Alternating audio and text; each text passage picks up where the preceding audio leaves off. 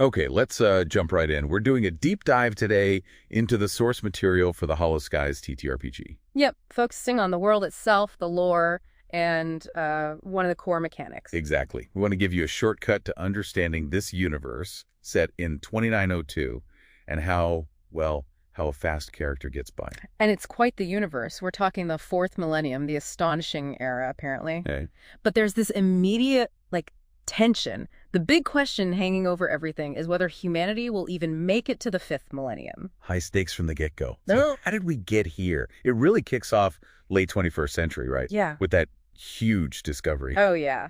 The alien tech find on Titan, an actual working artificial wormhole generator. Which immediately triggers the gate rush. You got it.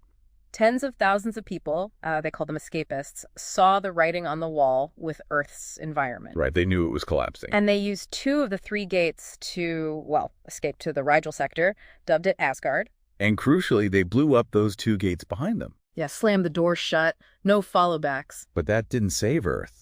The early 24th century, the environmental disaster hits hard. Total cataclysm. Yeah. And that basically ended the Earth Alliance's dominance. Which paved the way for the new big players. Exactly. You get the rise of the Martian Consortia, All Industrial Might, and the Rigel Colonial Assembly, the RCA, out in Asgard. So that setup, the three realms of humanity, that's the current state of play. Pretty much. And it's been like that for 200 years. It's sort of Cold War. Stagnant. Lots of spying, backstabbing, skullduggery, as the source puts it, but no, open warfare. No, it's all very tense and static. The main flashpoint is the gray zone. Ah, right. Formed after the RCA annexed those escapist colonies in the Hyperion system. Violently annexed them, which just leaves one little planet, Horizon's Light, as the last independent holdout. Okay, so stagnant, spies everywhere. Yeah. A pretty grim picture. How do the game mechanics reflect that? We've got the D6, D10 system and the 4S stats. Yes, stamina, speed, smarts, and swagger. And each stat has 10 sub-areas for perk points. We wanted to really focus on speed today, SPE. Which makes sense in this setting, right? Espionage, quick reactions. Speed is huge. It covers your basic dexterity, agility, even stealth, moving quietly, hiding. And piloting, too. And ranged combat bonuses. Yep. Piloting, driving. Anything that needs quick hands and coordination. Plus, bonuses for most shooting. It's incredibly versatile. Let's look at some specific perks under speed, then. Piloting seems pretty fundamental. Oh, absolutely. You need at least a +1 perk point in it. Otherwise, the rules say you just don't have the basic knowledge to fly a spaceship. It's a hard gate. Forces you to specialize early if you want to be a pilot. What about Snatch? That's your classic sleight of hand. Picking pockets, sure, but also cheating at cards, palming an ace, that kind of thing. Now, some perks have these specific requirements. Reflexes, for example, for dodging things at the last second. Right, like jumping clear of a grenade. But yeah, there's a catch. What's the requirement? To actually use your reflexes perk points effectively, your character needs a combined score of 4. That's adding your base speed stat number and any points you have in the acrobatics perk. Okay, so you can't just be quick. You need to be trained in acrobatics too. Exactly. The system connects different skills. You need both raw speed and trained agility to pull off those dodges. That's a neat interaction. Feels quite specific. But then some perks seem more straightforward, like range strikes. They are, but they're powerful.